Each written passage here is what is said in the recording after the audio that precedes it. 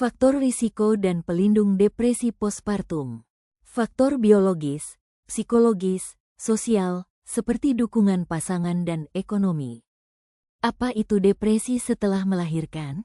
Depresi postpartum adalah rasa sedih, lelah, dan tidak bersemangat yang dirasakan ibu setelah melahirkan.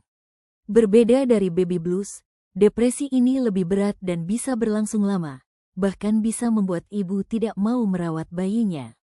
Faktor biologis. Dari tubuh ibu sendiri, perubahan yang terjadi di tubuh ibu setelah melahirkan.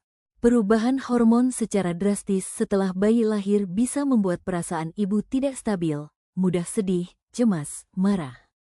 Kurang tidur dan kelelahan fisik, karena harus merawat bayi terus-menerus. Masalah kesehatan seperti anemia, tekanan darah rendah, atau nyeri pasca melahirkan.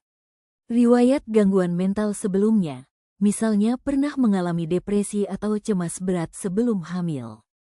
Ini semua bisa membuat tubuh ibu menjadi lemah dan pikiran lebih mudah stres. Faktor psikologis. Dari pikiran dan perasaan ibu, hal-hal yang berhubungan dengan perasaan dan cara berpikir ibu.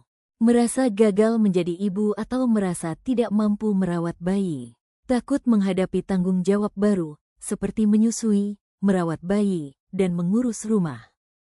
Perfeksionis atau ingin semuanya sempurna, sehingga mudah kecewa. Pengalaman buruk sebelumnya, misalnya pernah kehilangan bayi, trauma melahirkan, atau masalah masa lalu. Pikiran yang terlalu terbebani bisa membuat ibu merasa cemas, tidak percaya diri, dan sedih terus-menerus. Faktor sosial dari lingkungan sekitar ibu. Hal-hal yang terjadi di keluarga dan lingkungan. Kurangnya dukungan dari suami atau keluarga. Pertengkaran rumah tangga atau kekerasan dalam rumah tangga. Tekanan ekonomi, kekurangan biaya untuk merawat bayi, beli susu, pamper. Kesepian atau merasa dikucilkan, tidak punya teman curhat. Stigma atau omongan orang, misalnya ibu dimarahi karena tidak bisa menyusui, atau dibandingkan dengan ibu lain. Pentingnya dukungan sosial dan keluarga.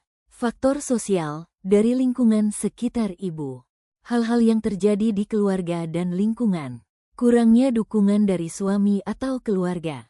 Pertengkaran rumah tangga atau kekerasan dalam rumah tangga.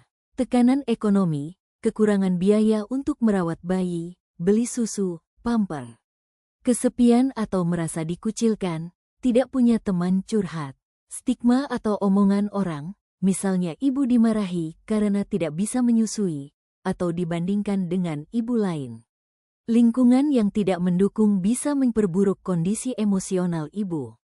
Mengapa dukungan sosial itu penting? Membuat ibu merasa dihargai dan tidak sendiri. Ibu merasa ada yang peduli, tidak merasa tertekan saat menghadapi tanggung jawab mengurus bayi. Mengurangi stres dan kecemasan. Saat ibu takut atau cemas, keluarga bisa menenangkan. Dengan dukungan, ibu jadi lebih tenang dan berpikir jernih. Membantu ibu menjaga kesehatan mental. Dukungan bisa mencegah depresi atau baby blues. Ibu bisa lebih bahagia dan percaya diri sebagai seorang ibu. Meringankan beban pekerjaan. Suami atau keluarga bisa membantu menjaga bayi, mencuci, memasak, dan lain-lain. Ibu punya waktu untuk istirahat dan memulihkan diri. Menumbuhkan hubungan keluarga yang harmonis. Suami dan istri lebih kompak. Anak tumbuh dalam lingkungan yang penuh kasih sayang. Bentuk dukungan yang dibutuhkan ibu. Menemani ibu saat periksa ke puskesmas. Membantu pekerjaan rumah tangga. Mendengarkan curhat ibu tanpa menghakimi. Menyemangati saat ibu merasa lelah. Memberi waktu ibu untuk istirahat. Membantu merawat bayi di malam hari. Pola hidup sehat sebagai faktor pelindung. Apa itu pola hidup sehat? Pola hidup sehat adalah cara hidup sehari-hari yang membuat tubuh dan pikiran tetap kuat dan seimbang. Bukan hanya soal makan, tapi juga tidur, aktivitas, dan cara berpikir yang sehat.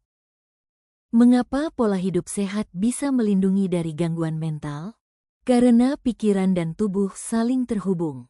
Jika tubuh sehat, maka pikiran juga lebih tenang. Sebaliknya, Kalau tubuh lelah terus, maka hati pun jadi lebih mudah marah, cemas, atau sedih. Kebiasaan sehat yang bisa menjaga kesehatan mental. 1. Makan makanan bergizi. Makan teratur 3 kali sehari. Perbanyak sayur, buah, dan air putih.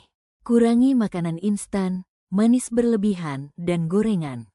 2. Istirahat dan tidur yang cukup. Tidur malam minimal 6-8 jam. Tidur yang cukup bisa membuat pikiran lebih segar dan hati lebih tenang.